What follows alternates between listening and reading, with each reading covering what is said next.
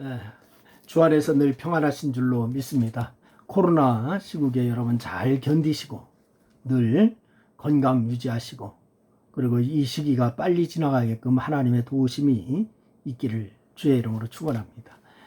오늘은 욥기서 1장 1절로 21절 말씀을 본문으로 하여서 22절까지입니다. 1장 전체 본문으로 하여서 같이 은혜를 나누려고 합니다.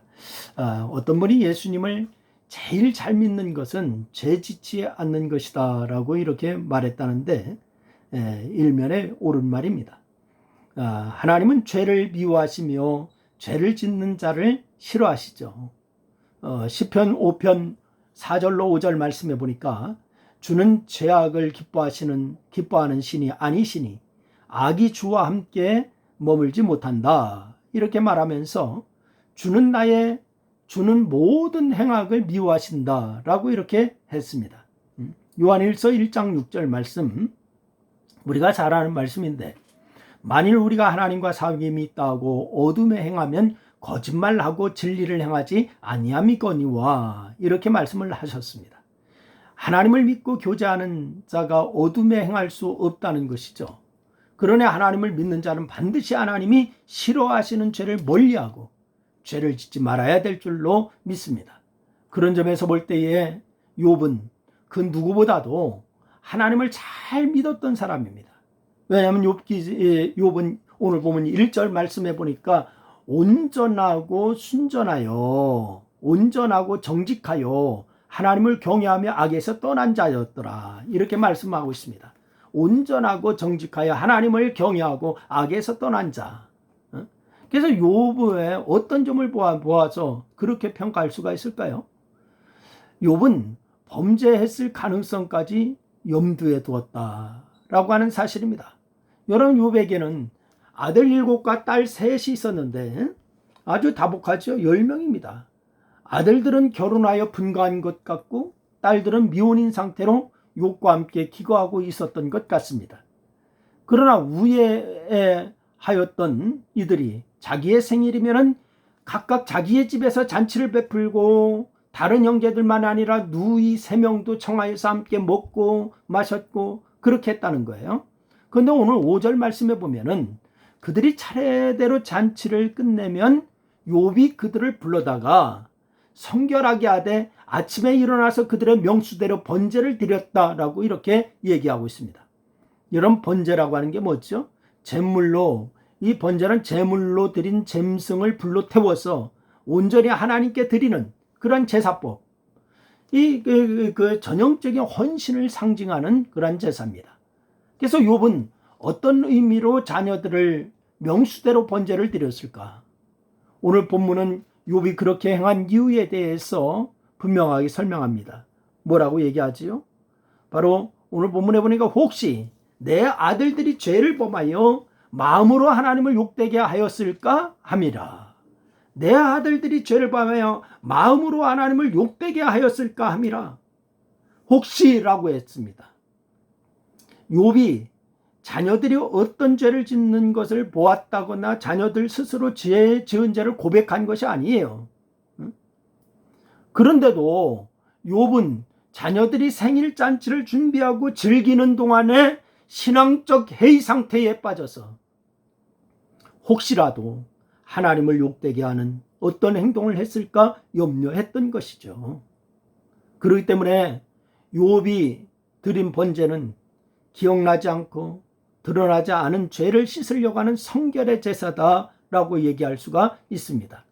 더불어 이 번제는 욥의 자녀들 각자로 하여금 자신이 하나님 앞에 성결하게 드려진 존재임을 깨닫게 하여서 늘 하나님 앞에서 그렇게 살 것을 다짐하게 하는 목적도 있었을 거예요.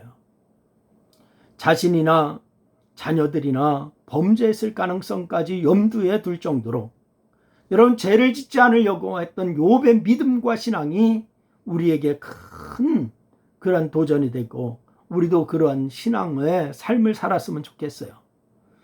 그래서 욥은 범죄할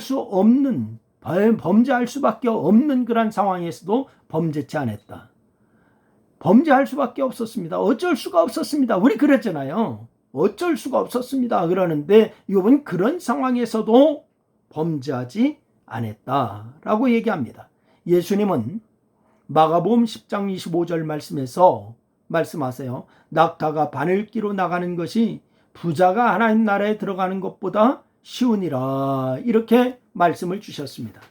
여러분, 이런 부자가 자신의 능력으로 하나님 나라에 들어가는 것이 불가능했을 뿐더러 인간이 최고로 여기는 재물이 하나님 나라에 들어가게 되는데 얼마나 방해가 되는지 이거 가르쳐주는 말씀이잖아요. 그런데 욥은 큰 부자였지만은 그가 소유한 재물이 하나님의 나라에 들어가는데 방해가 되지 않았어요. 큰 부자였어도 늘 하나님 앞에 겸손하였고 재물로 인하여 범죄하지 않았던 것이다 라고 성경은 얘기하고 있는 것이죠. 욥의 이러한 삶은 그 모든 재물을 다 잃어버렸을 때에 확연하게 드러납니다. 여러분, 재물에 매여 사는 사람들, 예수님의 표현대로라면 재물을 하나님처럼 섬기는 사람들은 소유한 재물을 잃으면 모든 것을 잃은 것처럼 행동합니다. 또한 악과 선의 경계를 스스로 무너뜨리려고 방탕과 제약을 일삼습니다. 여러분, 그러나 욥은 어떻게 했어요? 그를 참수한 사단으로 인하여서 그 모든 소유물과 10명의 자녀들을 다 잃었을 때에도 하나님 앞에 범죄하지 않았다라고 성경은 말씀하고 있지 않습니까? 그는 겉옷을 찢고 머리털을 밀고 애통하였지만 그 극심한 환난 가운데서도 하나님을 원망하지 않았다 얘기하고 있습니다. 오히려 땅에 엎드려 예배하면서 얘기하죠. 내가 모태에서 알몸으로 나왔은즉 또한 알몸이 그리로 돌아올지라 주신 이도 여호와시오 거두신 이도 여호와시오니 여호와의 이름이 찬송을 받으실지니이다 라고 이렇게 고백했습니다. 여러분, 이런 고백이 어떻게 나올까요? 여러분, 그의 고백은 너무 고통스러워서 죽음을 갈망하거나 세속적 허무주의에 빠진 것이 아니에요.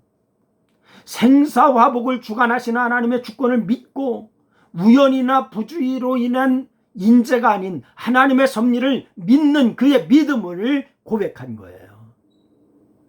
인간적인 관점에서 볼 때에 범죄할 수밖에 없는 상황이었지만 모든 일에 범죄하지 아니한 욥이야말로 큰 믿음의 사람인 거예요.